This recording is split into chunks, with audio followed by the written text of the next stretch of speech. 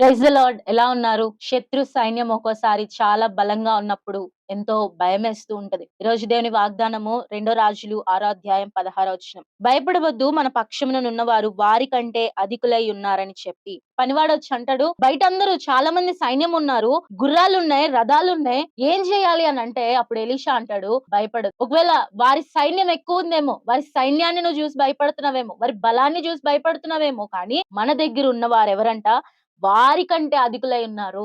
అందుకే గుర్రాల్ని నమ్ముకొనుట కంటే, రథాల్ని నమ్ముకొనుట కంటే, మీకున్న ఆయుధాల్ని నమ్ముకోట కంటే, మీకున్న బలాన్ని నమ్ముకోట కంటే, మీకున్న డబ్బుని నమ్ముకోట కంటే ఎవరిని నమ్ముకోవాలి? దేవుణ్ణి నమ్ముకోవాలి. చుట్టూ శత్రు సైన్యం ఉంది. ఎలీషా చాలా ధైర్యంగా చెప్తా ఉన్నాడు ఈ మాట.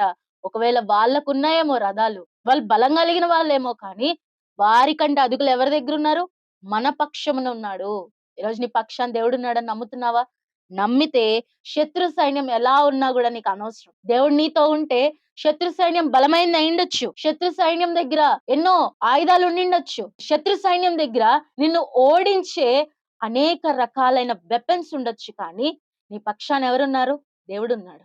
నీ పక్షాన దేవుడుంటే విజయం నీదే. శత్రువు అంటే మనం అనుకుంటాము, నా ఇంటి పక్కన వారు శత్రువులండి, పలానా చుట్టాలు నా శత్రువులండి, పలానా వారు నాకు అన్యాయం చేశారు, వారు నా శత్రువులు అని అనుకుంటాం. కానీ ఈరోజు ఒక మాట చెప్పనా? నీ జీవితంలో ఏది జరిగినా కూడా దేవుని అనుమతి లేకుండా జరగదు. నీ జీవితంలో ఏదైనా జరిగిన ఒక మనిషిని ఒక మాట అన్నాడంటే గూడా అది దేవుని అనుమతి లేకుండా జరగదు. ఒకవేళ అది నీకొక పాఠాన్ని నేర్పించడానికన్నా అవుతది. లేకపోతే నీ స్థాయిని పెంచడానికన్నా అవుతది. అంటే నిన్ను ఆశీర్వదించడానికన్నా గూడా అలాంటి పరిస్థితుల గుండా తీసుకువెళ్తా ఉంటాడు దేవుడు. శత్రువుతో మనం ప్రతిరోజు గూడా పోరాడుతా ఉన్నాం. సాతానుతో పోరాడుతా ఉన్నాం. సాతాను యొక్క సైన్యముతో పోరాడుతా ఉన్నాం.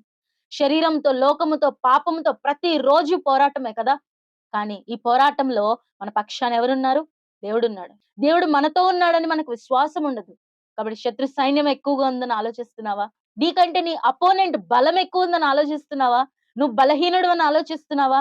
నా దగ్గర డబ్బు లేదండి, వాళ్ళు డబ్బిచ్చి గెలవగలరండి అని ఆలోచిస్తున్నావా? నా దగ్గర తెలివితేటలు లేవండి, వాళ్ళ తెలివితేటలున్నాయి, వాళ్ళు ఎలాగన్నా మార్చేయొచ్చండి, సాక్ష్యాధారాలు లేకుండా చేయిచ్చండి ఆలోచిస్తున్నావా? నీ పక్షానున్న దేవుడు గొల్యాతు మీద దావీదుకు విజయం ఇచ్చిన దేవుడు.